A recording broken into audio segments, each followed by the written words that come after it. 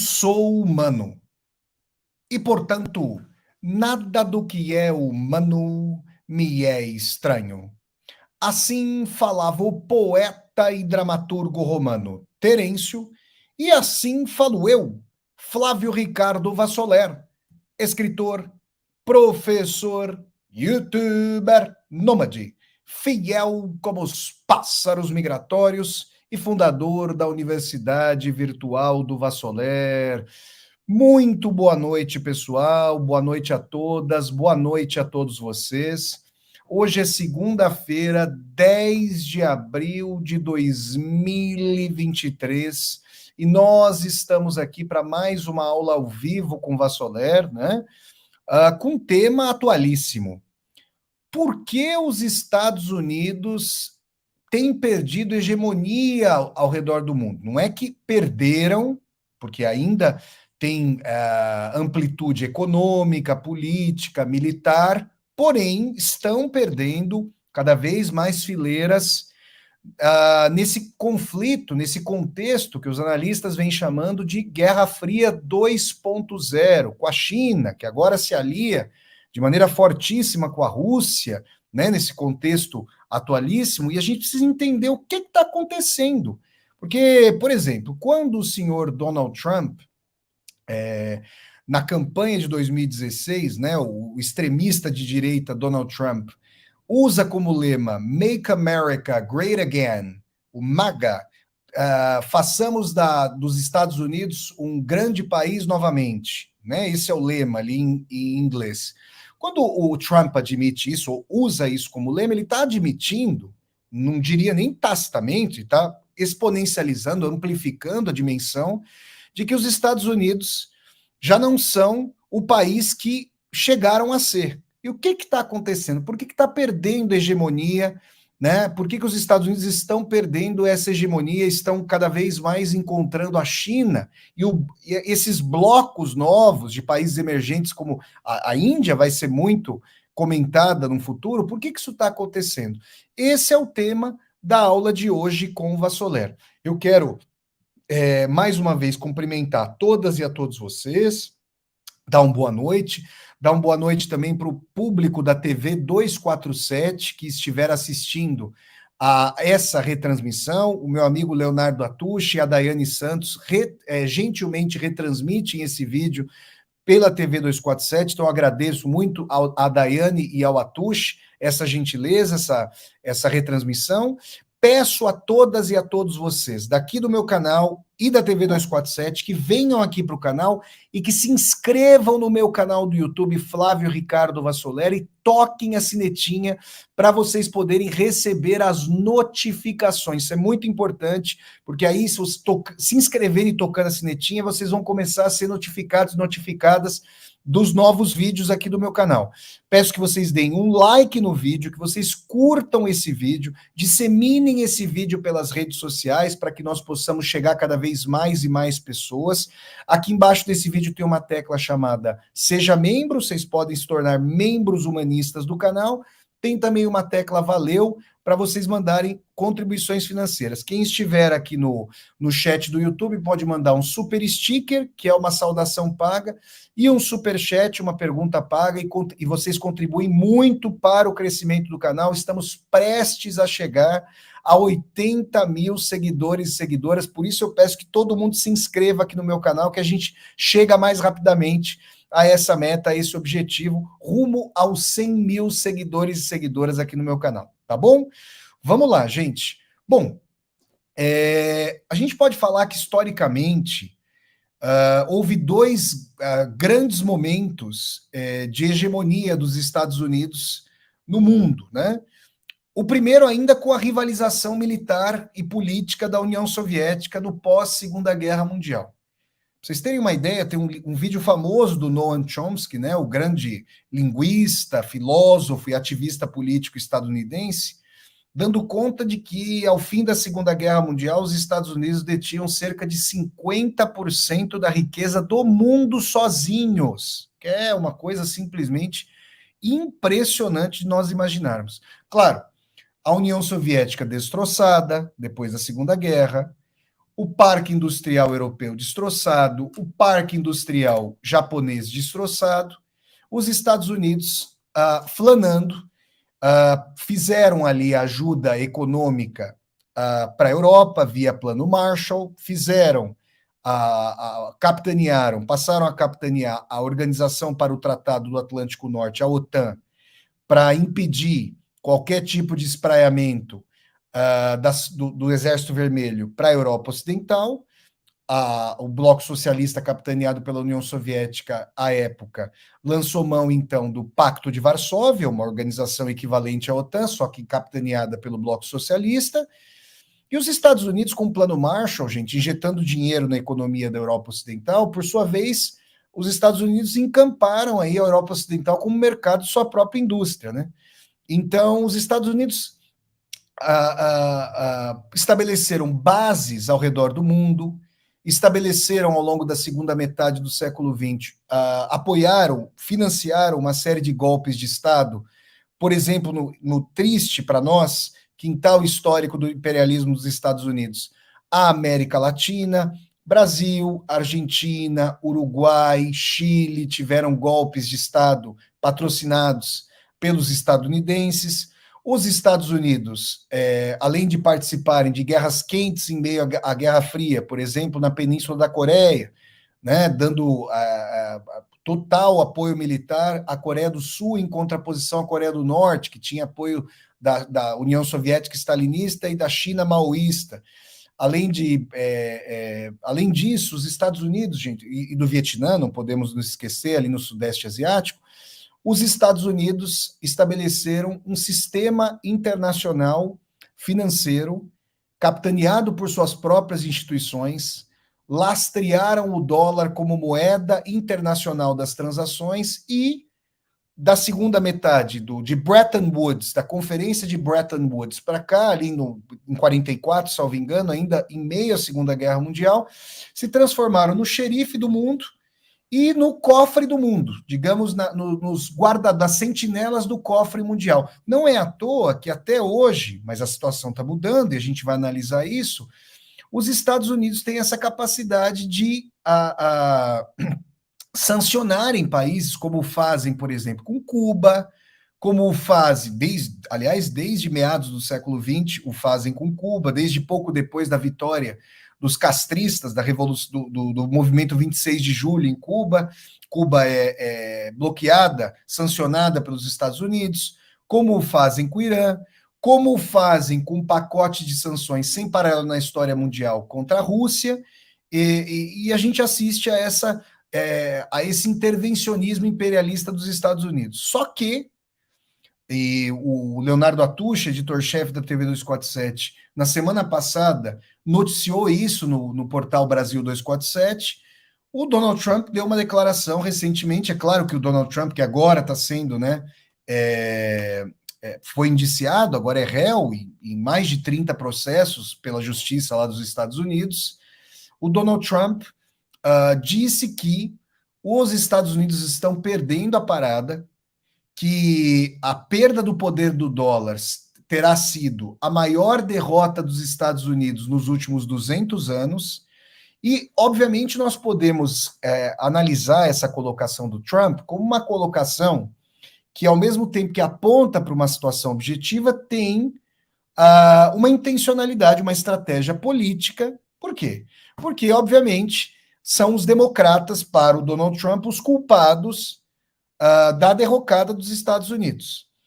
É importante dizer o seguinte, gente, o Joe Biden, em termos de política doméstica, porque assim, em termos de política externa, essa guerra na Ucrânia, que é uma guerra que os Estados Unidos movem contra a Rússia por procuração, lançando mão da Ucrânia, é uma guerra mobilizada pelos democratas. Agora, em termos de política interna, o Joe Biden está tentando fazer uma política reindustrialista, com uma tentativa neo-keynesiana para estimular a economia, para gerar emprego, porque sabe que, se não conseguir capitalizar essa guerra devidamente, porque os presidentes dos Estados Unidos, ao longo da história, lançaram mão, como xerifes do mundo, de política externa como política interna, ou seja, com imperialismo nos demais países, a partir da dimensão do destino manifesto, de que os Estados Unidos têm uma palavra a dar ao mundo, para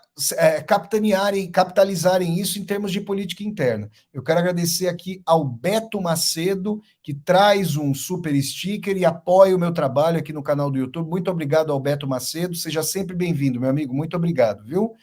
Então, se o Joe Biden não conseguir dirimir a questão da inflação, do desemprego, a questão da desindustrialização, é possível que o Donald Trump se mostre deveras competitivo na eleição presidencial de 2024, porque vale frisar que mesmo indiciado e quem sabe condenado, né, vai passar aí pelo devido processo legal, não há inelegibilidade colocada na justiça dos Estados Unidos, em termos de justiça eleitoral, não é a mesma estrutura como no Brasil, e o Donald Trump poderia eventualmente aí se candidatar, concorrer, mesmo potencial e eventualmente como alguém que foi condenado em processos lá nos Estados Unidos. Então a gente precisa analisar o que está acontecendo, né? Vejam, os Estados Unidos são o país que capitanearam a formação daquilo que a gente pode chamar de social-democracia no século XX. O New Deal, que é uma política de intervencionismo estatal, que é uma política assessorada economicamente pelo brilhante economista inglês John Maynard Keynes, né, que legou toda... Gente, existe um keynesianismo... um grande autor alemão chamado Robert Kurz, bastante provocativo, chega a dizer o seguinte: o socialismo real jamais saiu da órbita do próprio desenvolvimento capitalista, da modernidade, em países da periferia do capitalismo.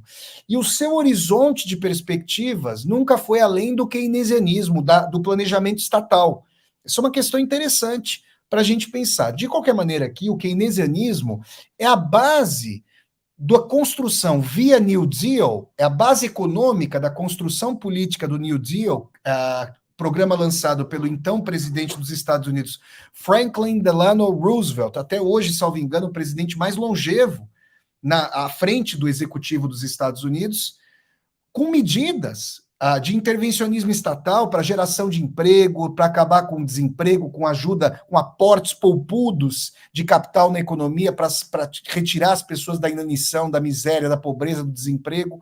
E isso era uma medida importante naquele contexto histórico e também no pós-Segunda Guerra, dado que a União Soviética havia passado quase que incólume pela quebra da Bolsa de Nova York em 1929. Então, os Estados Unidos começam, com o New Deal, a lançar um programa avançadíssimo de direitos sociais, políticos e econômicos para a classe trabalhadora, então desempregada, para salvar o capitalismo. A social-democracia, naqueles primórdios, era uma maneira de salvar o capitalismo da crise de 29 e depois da Segunda Guerra Mundial, de fazer com que as classes trabalhadoras e os partidos comunistas fossem cooptados para a reforma e não para a revolução, para que se barrasse o avanço da União Soviética na Europa e outros locais do mundo. E, para vocês terem uma ideia, o trabalhismo varguista também é tributário dessa onda keynesiana, na medida em que o Vargas compila a CLT, faz a consolidação das leis do trabalho, esparsas que ficam consolidadas e tem o Ministério do Trabalho e a Justiça do Trabalho nessa mediação. E a Carta de 88, de 1988 no Brasil, a nossa última Constituição, que é avançada, que é progressista para a história brasileira, que infelizmente tem como classes dominantes setores muito reacionários, a Carta de 88 é francamente social-democrata, reformista, de políticas sociais, de intervencionismo do Estado para gerar políticas públicas, inclusão e tudo mais. Então, esse momento dos Estados Unidos, esse momento de uma tentativa social-democrata de salvar o capitalismo, é um momento que vai gerar aspectos muito positivos, tanto na sociedade dos Estados Unidos quanto nos países da Europa Ocidental, que, em face do avanço, do potencial avanço soviético, criam legislações, gente, criam direitos sociais, trabalhistas, políticos, econômicos, sem paralelo na história da humanidade. O que o neoliberalismo vem fazendo hoje, né, ao redor do mundo, é retirar os direitos sociais que haviam sido conquistados pela classe trabalhadora no bojo desse processo de luta de classes em âmbito internacional contra o bloco socialista. Mas vocês veem que vários países do mundo, a França, por exemplo, reestatiza setor elétrico, né? A China, sem falar que a China, que vem fazendo, a gente vai falar da China já já, que vem fazendo, vinha fazendo reformas liberalizantes a partir de meados da década de 70, com a morte do Mao Tse Tung, a China vem reestatizando amplos setores da sua economia, né? Para dar conta aí desse caráter de projetamento. Essa é uma categoria dialética de que lança a mão o Elias Jabbour, estudioso brasileiro da China, fazendo uma síntese dialética entre o projeto e o planejamento, numa nova perspectiva de uma pletora de projetos estatais que supera o planejamento keynesiano regular. A questão é a seguinte: os Estados Unidos tinham como grande rival militar e política a União Soviética, que já dava sinais de uma grande lacuna tecnológica a partir da terceira revolução industrial, da microeletrônica, a revolução chamada do onismo, a quebra daquele modelo rígido do Fordismo, da linha de produção, para o modelo just-in-time, on-demand, mais flexível. Existe um livro do Ângelo Segrilo, professor de História da Universidade de São Paulo, que lida com essa questão da razão, do estudo, foi a tese de doutorado do professor Ângelo Segrilo, que estuda as causas para o declínio, para o colapso da União Soviética. E é interessante ver como a União Soviética teve dificuldade, talvez mais política, pelo seu aparato de forças armadas, de polícia política, de politburo, que não queriam abrir mão de certos privilégios e não queriam flexibilizar, dar mais autonomia para as empresas, dar uma dimensão, coisa que os chineses souberam fazer e conseguiram fazer a partir de meados da década de 70, e a gente viu esse colapso aí da União Soviética ao longo da década de 80. O que o Gorbachev, com a perestroika e com a mudança econômica, a reformulação econômica, procurou fazer em meados da década de 80, era algo que os economistas soviéticos, a partir da desestalinização, do desgelo com Khrushchev, já diziam que era fundamental para salvar e para dar competitividade à economia soviética. Bom, os Estados Unidos perceberam essa lacuna e é do conhecimento aí de estudiosos e estudiosas da Guerra Fria que o programa Guerra nas Estrelas, do Ronald Reagan, ali de fins da década de 70, início da década de 80, é um programa, vocês veem, né? É o neoliberalismo para a classe trabalhadora, tolhendo sindicatos, acabando com leis trabalhistas, derrubando o New Deal rooseveltiano, mas para o complexo industrial, financeiro, militar dos Estados Unidos, que é o complexo oligopolista, que não tem nada a ver com liberalismo, que sequestra, captura o erário dos Estados Unidos, captura o dinheiro do contribuinte, que é o termo como eles usam lá nos Estados Unidos, aí tem muito Estado, né? Porque esse complexo industrial militar encampou essa guerra nas estrelas e os Estados Unidos se militarizaram, lançaram bases, fizeram intervenções ao redor do mundo, e isso levou a um acirramento da corrida armamentista na União Soviética, que, por sua vez, durante toda a década de 80, esteve envolvida ali numa guerra imperialista contra o Afeganistão. Isso ajudou a colapsar, junto com a lacuna tecnológica, a União Soviética. De 1991, ano do colapso da União Soviética, até, a gente pode dizer, 2021, né? Vou dizer 2021, por quê?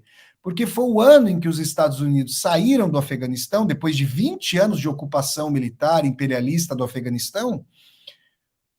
A gente pode falar que o mundo assistiu à égide da Pax Americana. Principalmente nas duas primeiras décadas após o colapso da União Soviética, não havia qualquer poderio, qualquer poder que fizesse frente aos Estados Unidos. Mas vejam, como eu disse a vocês, a China vinha fazendo reformas liberalizantes propugnadas por autores pós-stalinistas que tiveram alguma margem para criticar o regime e pedir mudanças na União Soviética.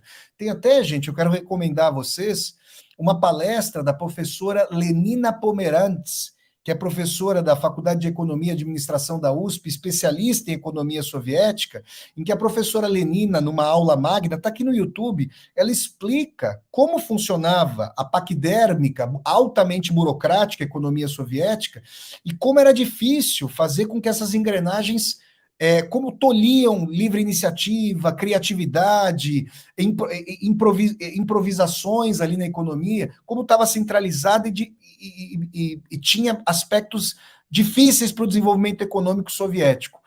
A questão que eu trago para vocês é a seguinte: a China soube se flexibilizar economicamente, mantendo sempre o domínio de setores estratégicos da economia e o domínio, o monopólio político por parte do Partido Comunista Chinês, tá?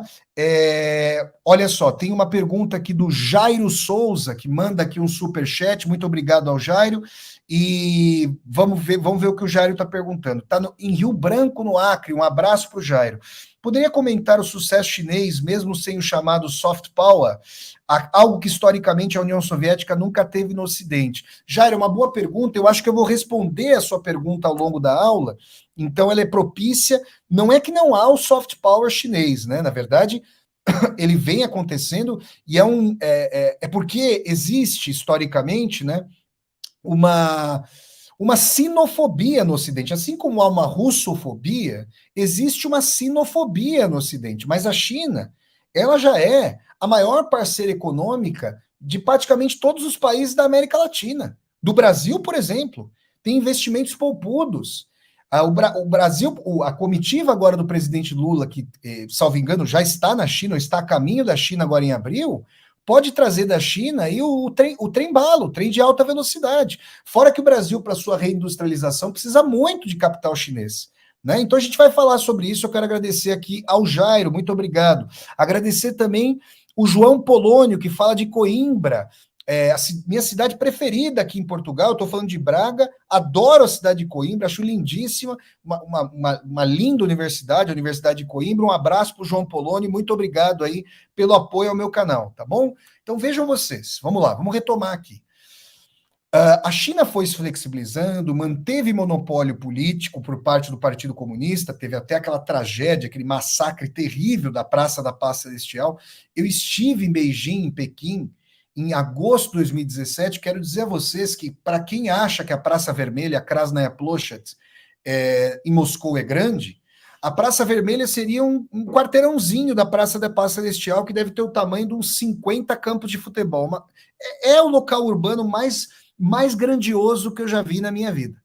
Né? Olha que eu amo Moscou e tal, e adoro a Praça Vermelha, mas realmente a Praça Tiananmen, lá, a praça, não sei se eu estou pronunciando o chinês corretamente, não falo chinês, mas a Praça da Paz Celestial é enorme. Houve aquele massacre em 89, a China manteve o seu poder político, né? E a questão é a seguinte: a China, tem um amigo meu, o Henrique, o Henrique Sá, que na Unesp, no Departamento de Relações Internacionais da Unesp, fez uma dissertação de mestrado muito interessante sobre as estratégias de entrada da China na Organização Mundial do Comércio. Então, um ponto muito importante a ser colocado é que, diferentemente da autarquização, da proscrição, do exílio, em enorme medida, econômico-político, a que eram submetidos os países do bloco socialista, da cortina de ferro, capitaneados pela União Soviética, a China está na Organização Mundial do Comércio, é detentora de títulos da dívida pública dos Estados Unidos, e aí eu recomendo o livro Socialismo no Século XXI, do Elias Jabbour, estudioso brasileiro da China. E a questão é a seguinte: hoje a gente tem que pensar que alguns entraves pelos quais a União Soviética passou, como, por exemplo, a excessiva centralização da economia, sem as ferramentas tecnológicas de planejamento ou de projetamento, como menciona o Elias Jabbour, que estivessem existentes à época, hoje, com essa questão de automação, inteligência artificial, o planejamento central ele é muito mais eficiente do que há algumas décadas, de modo que aquela discussão que perpassa a segunda metade do século XX que é parte mesmo da Guerra Fria e parte mesmo é uma parte mesma das reformas do capitalismo. Se o planejamento central no estilo soviético ou keynesiano, se essa dimensão, que nunca foi existente na prática, porque da mesma forma que a gente pode falar de socialismo realmente existente, muito distante dos manuais, das teorias, a gente também tem que falar do liberalismo realmente existente, que nunca foi liberal. O liberalismo ele só vale para pequenos empreendedores, capitalistas de pequeno porte, peixe pequeno. Grandes mercados do mundo, mercado de armas, mercado de petróleo, mercado commodities, mercado mineral, agronegócio, isso é muito oligopolizado e sempre o foi, gente. Isso é conversa da carochinha. Isso é venda de manual liberal sem qualquer concretude, qualquer pé na história real. Então, esses grupos sempre foram, mercados sempre foram oligopolizados e exerceram historicamente muitos lobbies sobre os seus respectivos estados para ter ingerência dentro da sua própria economia e, no caso dos Estados Unidos, em outros países. A questão é que a flexibilização chinesa, com essa dimensão de autoplanejamento estatal, porque vejam, a China, gente, coloca CEOs, né, coloca executivos ligados ao Partido Comunista nas empresas. É uma grande estratégia de desenvolvimento. O que se diz no Ocidente, por exemplo, com preconceitos, com xenofobia, é que a China desviola direitos humanos e exerce trabalho escravo e tudo mais. Agora eu quero dizer uma coisa para vocês. Não é que isso não tenha assertividade, não seja verdadeiro em termos objetivos e históricos, mas é também uma colocação do Robert Kurz, esse teórico alemão do marxismo não ortodoxo, marxismo heterodoxo, num livro chamado O Colapso da Modernização, sobre a ruína do capitalismo, para dizer, aliás, sobre a ruína do socialismo como um momento de ruína da reprodução keynesiana do capitalismo. Não vem ao caso analisar isso aqui na aula, eu só vou mencionar uma dimensão dele interessante. Os países que chegaram atrasados à corrida do mercado mundial realizaram, muitas vezes, trabalho coercitivo, escravo, forçado, dentro de suas próprias fronteiras. Por exemplo, a União Soviética com os campos de trabalhos forçados stalinistas, ou mesmo a China. Agora, os Estados Unidos tiveram escravidão, a Europa Ocidental colonizou o mundo inteiro, e o Brasil, por exemplo, fez parte do sistema colonial e teve na sua base de trabalho o odiento trabalho escravo, o odiento e criminoso trabalho escravo. Então, o período de acumulação primitiva dos capitais, que por séculos maturou a acumulação de capitais que hoje nós sabemos chegaria à Revolução Industrial, é vivido historicamente de forma diferencial nesses países. Pelo amor de Deus, isso não significa justificar autoritarismo escravagista, significa, numa análise de realpolitik, perceber as contradições de países que chegam retardatariamente ao mercado mundial. A China pode ser o primeiro país nesse sistema de congregar institutos tecnológicos a empresas, ao Estado, à supervisão do Estado, ou seja, coligar universidades, institutos e empresas para produção de tecnologia a mudar a sua matriz produtiva de uma industrialização mais básica para a alta indústria da inteligência artificial, da produção de chips, e essa é uma questão fundamental. Os Estados Unidos estão interessados na liberdade de Taiwan? Gente, primeiro que Taiwan, e os Estados Unidos referendaram isso, faz parte da China, e a integração de Taiwan à China é paulatina, e a Organização das Nações Unidas já diz que só existe uma China no mundo e não duas. Mas Taiwan é pródiga na matéria-prima dos chips e do desenvolvimento tecnológico dos chips. Por isso os Estados Unidos estão interessados ali, além do interesse estadunidense de expansão da OTAN para a Ásia, para cercar a China pelo norte, dentro do continente asiático, e pelo sul, no Mar da China. Essa é a questão.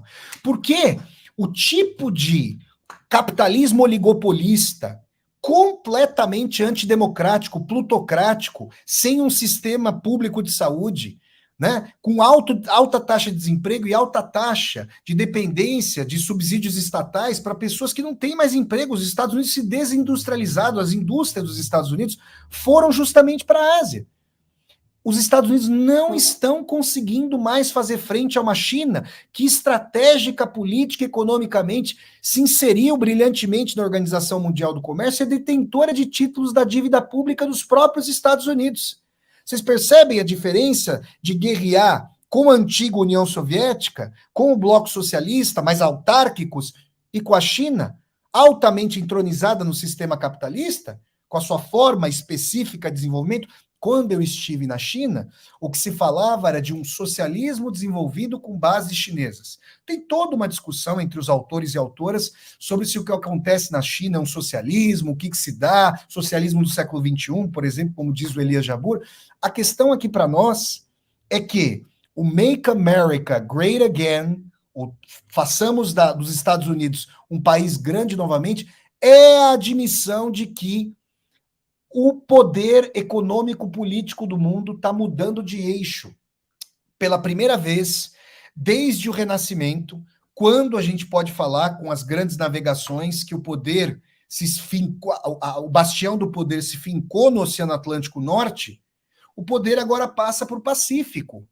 E os Estados Unidos, percebendo isso, mas ainda tendo, nesse momento, 2023, a maior economia do mundo e o maior contingente de forças armadas do mundo, se a gente pega, é uma coisa impressionante. Gente, até pessoas hoje que, por exemplo, são eleitoras do Donald Trump, ou seja, conservadoras, são xenófobas, são imperialistas, conseguem perceber facilmente que o gasto exorbitante dos Estados Unidos com um complexo industrial militar, por exemplo, colocando uma dinheirama lá na Ucrânia, e cadê a auditoria nessa dinheirama? Vocês acham mesmo que tudo está indo para a Ucrânia? Eu queria ver uma auditoria. Ixi, Maria, se auditasse aquilo ali, viu, gente? Eu queria ver as fatias daquilo ali. Mas, de qualquer maneira, é por isso que não há universidade pública nos Estados Unidos. Não há. As universidades públicas nos Estados Unidos são muito bem pagas, diga-se de passagem, por baixo $50 mil por ano. Por ano. Façam as contas aí. $50 mil por ano, mais R$250 mil por ano. Quem pode pagar um negócio desse? Lá, inclusive. Por isso que os estudantes estão endividados. Aí se falava lá do perdão das dívidas, parece que o Joe Biden tinha feito esse perdão, que era uma promessa, inclusive, de campanha do Barack Obama, do outro presidente democrata, né? Do antecessor do Joe Biden. Não é isso? Então, o Joe Biden tenta fazer esse New Deal, esse novo New Deal, que chegou a ser chamado de Green New Deal, para dar para restabelecer um tecido social para os desempregados e desempregadas crônicos dos Estados Unidos, estruturalmente desempregados dos Estados Unidos, dada a desindustrialização.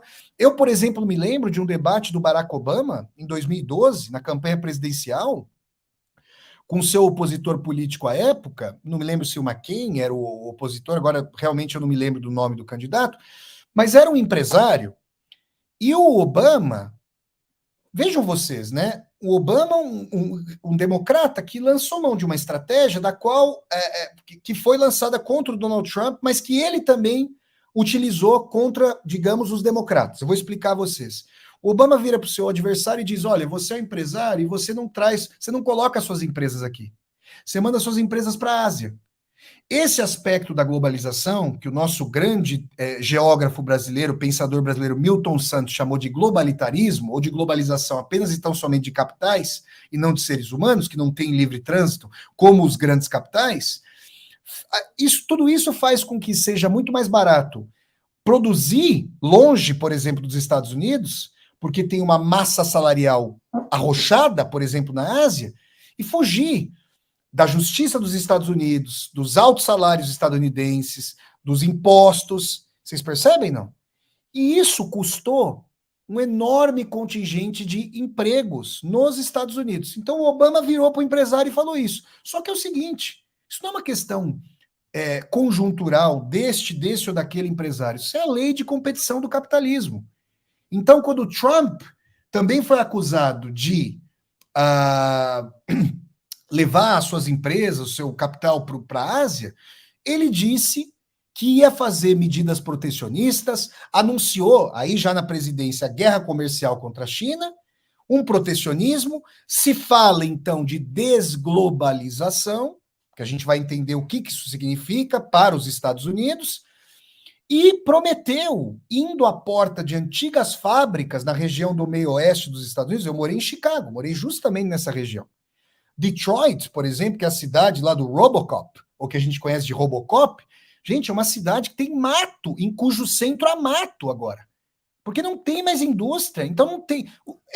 Você paga ali 100, $150 para você alugar um apartamento por mês em Detroit, porque está tudo desindustrializado. Não tem emprego, você vai morar lá por quê? A cidade está deteriorada. Vocês percebem? E isso é resultado de uma dinâmica do capitalismo. O Donald Trump foi até a porta de uma antiga montadora de veículos que tem sede nos Estados Unidos e que filiais, inclusive, em São Caetano do Sul, no meu eterno ABC paulista, né? Eu que sou de São Bernardo, e falou que levaria para aqueles trabalhadores, falou que levaria as empresas dos Estados Unidos, traria de volta para os Estados Unidos, coisa que não vai fazer, que isso não é da ordem do puro voluntarismo, e apelou para a odienta xenofobia, porque não é o complexo industrial financeiro militar que é o verdadeiro culpado, que para esse demagogo é o culpado. São os estrangeiros, não é isso? Que estão tomando, com essa lógica da extrema-direita, que tomam. Você vê que a cartilha do nazifascismo é a mesma, de lá, de há um século, de pouco menos de um século para agora. Eles estariam tomando os empregos dos estadunidenses. Pra vocês terem uma ideia, eu estava em Chicago quando o Trump ganhou.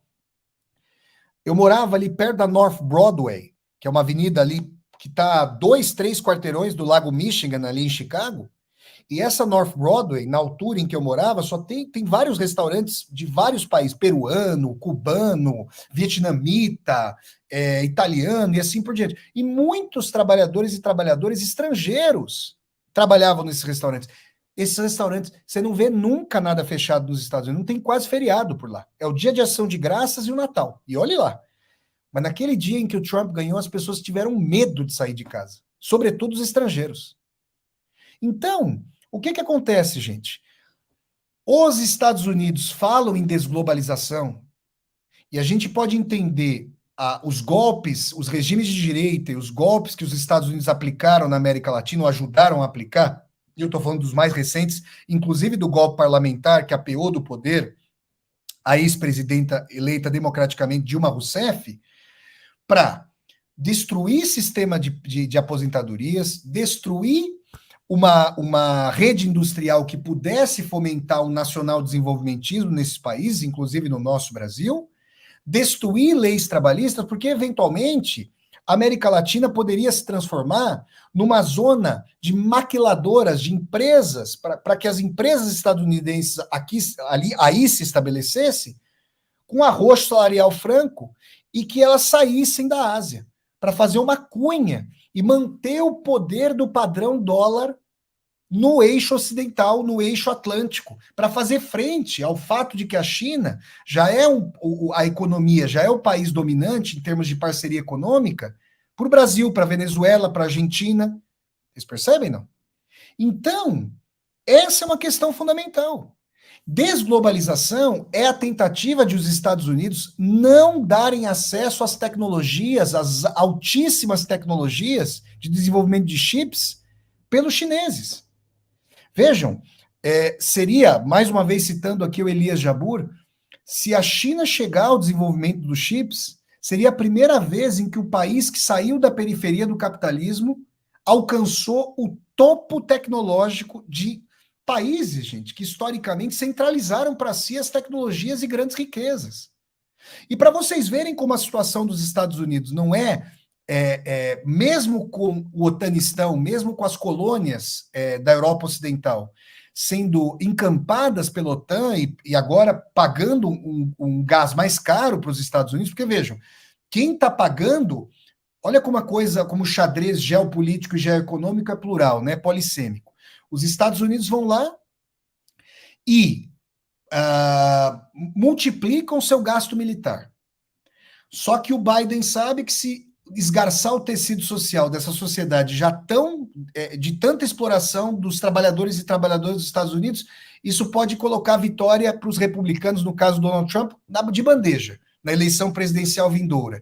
Então, ele tira o mercado de gás da Rússia, fazendo essa guerra por procuração contra a Rússia via Ucrânia, e faz com que os europeus gastem mais cotan, leia-se, com o complexo industrial, financeiro, militar dos Estados Unidos, e paguem mais caro pelo gás. E isso custeia o New Deal dos Estados Unidos, a tentativa de reindustrialização, a tentativa de proteção social. Vocês estão vendo? As custas de quem? De quais países? Dos países europeus, do que resta das suas estruturas de estado de bem-estar social. Ou seja, podem esperar que aqui esse continente onde eu estou, aqui a Europa, vai passar por uma ampla gama cada vez maior de privatismo, e são as empresas dos Estados Unidos que vão se beneficiar disso, não tenhamos a menor dúvida. Estão percebendo? Então, essa é a questão. Os Estados Unidos estão perdendo, porque, gente, é uma questão matemática, né? Se os Estados Unidos detêm metade do bolo mundial, metade do PIB mundial, trilhardário, né? Os Estados Unidos deitam e rolam. Se a China começa não só a aparecer no retrovisor, mas como se fosse aquela disputa dos carros de Fórmula 1, tipo Ayrton Senna, Nigel Mansell, Nelson Piquet ou Alain Prost, vamos dizer assim, quando eles disputavam as corridas, que ficava um nariz do carro na frente do outro. A China já está aparecendo ali do lado dos Estados Unidos. Em alguns dados, em algumas perspectivas, chegou até a ultrapassar economicamente os Estados Unidos. Então, parece que a questão de PIB per capita, por exemplo. Então, para esses novos países, novos que eu digo, a civilização chinesa é antiquíssima, mais de 5 mil anos, a indiana, mas para os países de novo poderio, aí a gente poderia falar de poderio redivivo, porque a China, inclusive, já foi o maior império do mundo, mais forte, mas de retomada, vamos dizer assim, é importante entender que as parcerias em bloco têm uma vantagem comparativa fundamental para que o dólar não seja mais a moeda de trânsito e o sistema financeiro estadunidense não seja mais o intermediador. Isso, como Trump já constatou, seria a maior derrota dos Estados Unidos em 200 anos, porque os Estados Unidos perderiam o poder de fazer sanções, por exemplo, como essas sanções brutais, as maiores da história do capitalismo, da história do mundo, contra a Rússia, numa terceira guerra mundial que já é financeira, econômica. Vocês percebem, não? Então, os BRICS se tornam muito importantes para a China, incluindo aí outros países como a Indonésia, como a Nigéria, como a Argentina. O Brasil, por exemplo, já está tratando com a China a possibilidade de não lançar mão do dólar para suas transações com a China.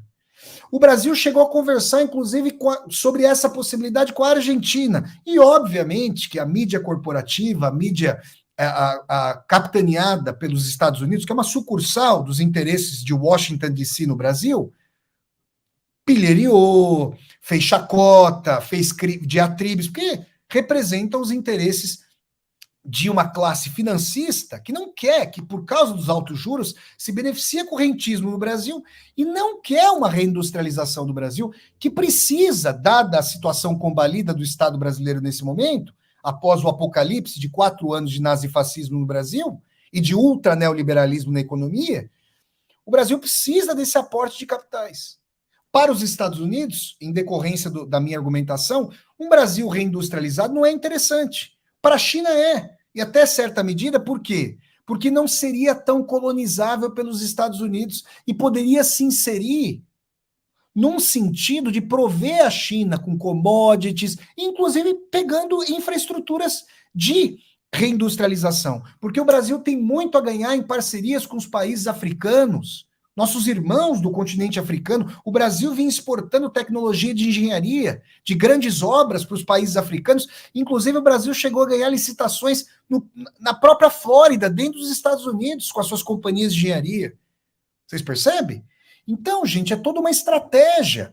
Porque agora, o eixo do Pacífico colocado com sua moeda própria, com seu sistema próprio de transação, isso a que a gente chama de globalização, pode ter rumos diversos, não porque o mercado mundial vai se desfazer, porque isso seria uma contradição com os próprios termos expansionistas da dinâmica do capitalismo, mas porque, num sentido de intervenção político-militar, para que a Pax Americana, por parte dos Estados Unidos, não seja desfeita, que haja essas intervenções. Então a gente assiste Quando, por exemplo, nos Jogos Olímpicos em Sochi, se eu não me engano, de inverno, se eu não me engano, o Xi Jinping e o Vladimir Putin se encontraram e lançaram uma parceria estratégica, uma amizade sem limites. Isso pouco antes do início da guerra, da invasão russa à Ucrânia, né? E quando, recentemente, o Xi Jinping retorna a Moscou, volta a Moscou e diz que o Vladimir Putin está lançando mão de uma estratégia que vai mudar a lógica do mundo e a órbita do mundo, não para imediatamente agora, apesar de já ter efeitos imediatos, mas para daqui a 100 anos. O que se fala, por exemplo, nas palavras do grande Celso Amorim, que hoje é conselheiro do governo Lula para a política externa, né, esteve recentemente na Rússia, né, isso foi noticiado, em Moscou, conversou com Vladimir Putin para tentar brechas de negociação de paz ali nesse conflito com a Ucrânia. O que o Celso Amorim disse é que essa é uma carta para a abertura de uma nova ordem mundial, que já não cabe mais na ordem mundial pós-45, arquitetada e alicerçada pelos Estados Unidos. E aí, quando a gente vê, por exemplo, o presidente da França, o Macron, né, indo para Pequim e estabelecendo vários laços com o Xi Jinping e conseguindo vender aviões franceses, a gente percebe aí os próprios países do Otanistão se dando conta de que o poder tá vergando para o Pacífico. E um grande marco aqui na minha fala, que eu apontei na minha fala, para observação sino-russa, mas sobretudo chinesa, da fraqueza relativa dos Estados Unidos em relação ao que os Estados Unidos já foram, foi a saída dos Estados Unidos do Afeganistão. Gente, deixem de lado essa retórica vazia de ajuda humanitária, espraiamento de direitos humanos. Os Estados Unidos, em termos de política externa e em termos de política interna, para grande parte do continente da sua população latina e afro-estadunidense, tem nada a ver com direitos humanos. Inclusive, não tem direitos humanos porque não tem sistema público de saúde, não tem universidade pública. Isso faz parte dos direitos humanos que estão, obviamente, irmanados e coligados aos direitos sociais. Mas uma coisa que é importante a se dizer é o seguinte: os Estados Unidos saíram do Afeganistão porque não tem mais dinheiro para bancar o Afeganistão. Essa é a questão. E China e Rússia perceberam isso. Não dá para a gente desconjuminar a temporalidade de os Estados Unidos, em setembro de 2021, saem do Afeganistão e a Rússia lança a ofensiva contra a Ucrânia, que, pelo prisma russo, como eu já falei aqui muitas vezes, é uma contraofensiva, porque os Estados Unidos, inclusive os documentos agora vazados, estão mostrando isso, já vinham armando a Ucrânia bem antes do início disso que os russos chamam de operação militar especial e que nós chamamos aqui de guerra na Ucrânia. Ou seja, as partes orientais da Ucrânia, que ficam a oeste da Rússia, vinham sendo bombardeadas pelos ucranianos com armamento estadunidense desde a anexação da Crimeia pela Rússia em 2014. Vocês estão percebendo? Então, eu estou tentando aqui trazer alguns momentos constitutivos desse xadrez geopolítico para falar aqui com vocês sobre essas questões. E a China, gente, no Ocidente, a China tem uma história riquíssima, e aí eu quero terminar essa aula fazendo uma comparação, fazendo uma menção a uma colocação de um rapaz da Índia que eu conheci na cidade de Nuremberg, na Alemanha. Eu estava ali singrando a cidade de Nuremberg em uma das viagens de Vassoler, fui pegar um ônibus, tinha um rapaz sentado ali no ponto de ônibus, a gente começou a conversar, e o rapaz estava fazendo faculdade ali na Alemanha, ele estudava, né, ciências da computação, e um curso que absorve muita mão de obra altamente qualificada, por exemplo, na Índia, né? A Índia é país produtor de tecnologia computacional, tem grandes profissionais nessa área. E ele me disse uma coisa, eu perguntei para ele, tinha curiosidade de falar para ele, de saber dele como o Gandhi hoje é visto na Índia, uma vez que a Índia hoje tem um regime de extrema direita, vale frisar. E ele me disse uma coisa interessante, que corrobora esses aspectos da minha argumentação aqui, como eu vou mostrar a vocês. Ele falou o seguinte: olha, hoje o Gandhi, o projeto político do Gandhi, que estava baseado no tipo de república da Inglaterra, onde ele mesmo estudou, está sendo posto em xeque. Porque hoje, se nós perguntamos na Índia, muitas pessoas se perguntam na Índia o seguinte: por que é que nós, uma civilização com 5.000 anos, deveríamos seguir um modelo inglês de uma civilização recente? Por que por que nós não estabelecemos nossos próprios parâmetros? Esse argumento mostra o seguinte: quando Gandhi pensava um regime republicano lá Inglaterra para a Índia, no imediato pós-Segunda Guerra, quando a Índia se torna independente, capitaneada pelo grande Mahatma Gandhi, o Ocidente não poderia estar vamos dizer assim, o Ocidente estava no auge da sua influência. Hoje, com essa clivagem, com essa diferenciação de poder de meados do século XX para esse contexto histórico, China, Rússia, Índia falam recorrentemente nos seus próprios modos de desenvolvimento econômico, comportamental, ideológico, político, para seguirem o seu caminho. A revelia dessa exportação de democracia, entre 400 aspas, dos Estados Unidos, que era uma exportação, na verdade, de dominação econômica, de dominação de mídias corporativas, como acontece no Brasil, por exemplo. Né? Perceberam, gente? Então, essa discussão que eu queria fazer com vocês. Esses são os motivos, alguns dos motivos pelos quais, uma aula panorâmica, obviamente a gente não vai exaurir todos os aspectos, mas segundo eu venho lendo, segundo eu venho me informando, lendo papers, artigos, assistindo a palestras, é um tema que me interessa muitíssimo, eu recomendo que vocês leiam o livro Socialismo do Século XXI, do Elias Jabbour, e recomendo que vocês busquem a dissertação de mestrado do Henrique Lorenzetti Sá, que fez no Departamento de Relações Internacionais da Unesp uma discussão sobre as estratégias da China para a entrada na Organização Mundial do Comércio. Porque tudo isso é muito interessante, eu aprendi muito com essas obras, e com as discussões do Celso Amorim, com discussões, por exemplo, de autores de outros países, inclusive os chineses, para entender o que está acontecendo e essas novas configurações. É um momento que nos preocupa muito, porque todo novo tempo histórico, infelizmente, ao longo da história humana, foi parido a fórceps com guerras. E não é à toa que está acontecendo nesse momento. E os chineses e russos identificam o nascimento desse novo tempo. Então, esses blocos de países são importantes para romper o padrão dólar. Imagina, Irã, Rússia, China, países da Ásia Central, que a Rússia quer manter sob sua órbita, Cazaquistão, Uzbequistão, Turcomenistão, a Mongólia, todo um território que não é singrado por mar e que não tem ali o entronizamento das bases estadunidenses. É para lá que a OTAN quer ir, forçando a vitória do Otanistão, da Ucrânia, ali nessa guerra. E a Rússia e a China têm essa dimensão, como eu venho dizendo a vocês. Tá bom, gente? Então é isso. Muito obrigado pela audiência de todas e todos vocês, pela presença em mais essa aula aqui do meu canal do YouTube Flávio Ricardo Vassoler. Sejam todas e todos muito bem-vindos sempre. Eu peço para vocês darem um like no vídeo, curtam esse vídeo, disseminem esse vídeo pelas redes sociais para que nós possamos dialogar com cada vez mais e mais pessoas.